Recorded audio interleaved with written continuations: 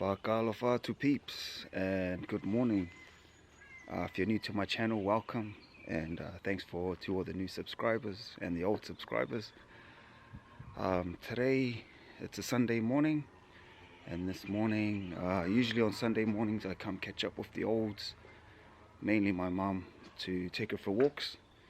So these days is more of like a exercise for my mum and cardio for myself. But the best part about today is the post-walk meals, which usually is a mean feed. So yeah. Related to pepper share.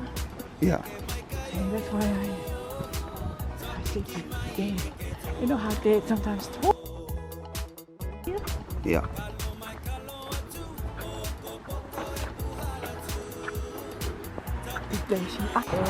Ingoe maanga.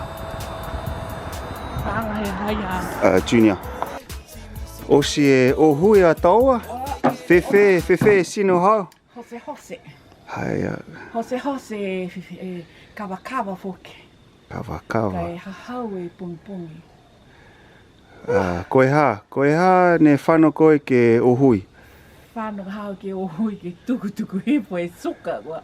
Toko runga lahi te suka. Whano koe ke whano hui ke whawhau e sino. Koe ono walu e tau ha koe tau nehe mahina me so. Lata ni ke whawhau e sino. Hai. Koe tuku hipo fo ke fua mamafa. Fua mamafa ko tō tahe e toko runga.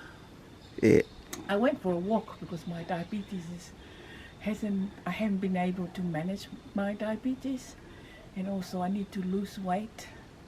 Yeah, and exercise is good for my well-being. Yeah. So John has been coming and walking with me for over 2 years now, every Sunday. Now we're coming home now to have our snapper soup head. Hiya. John, have I helped to mow? Yeah, I really appreciate, the motivation to get up and walk. Niue talo.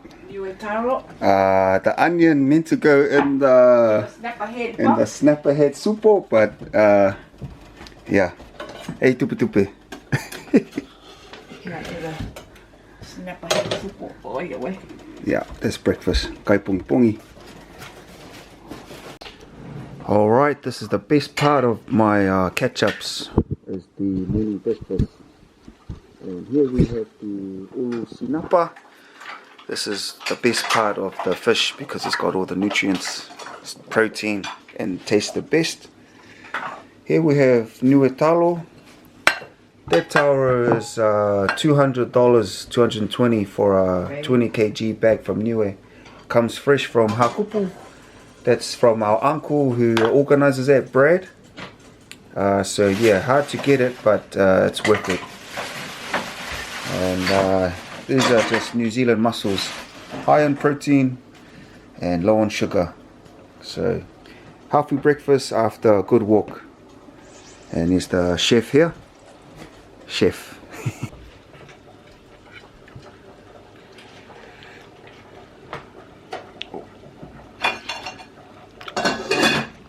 Different location, eh? Because they're more towards the bush.